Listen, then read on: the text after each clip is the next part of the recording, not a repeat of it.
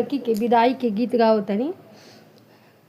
बड़ा रे जतन से हम, बड़ा रे जतन से हम बेटी हम रखनी हो, बड़ा हो के बेटी हमार हो गईली पराया हो, बड़ा हो के बेटी हमार चल गईली ससुरवा हो।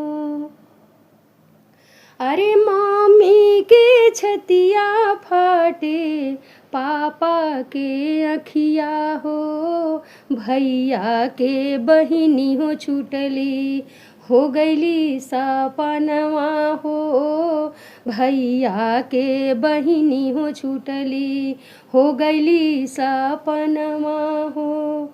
कतनो मनाई छतिया, कतनो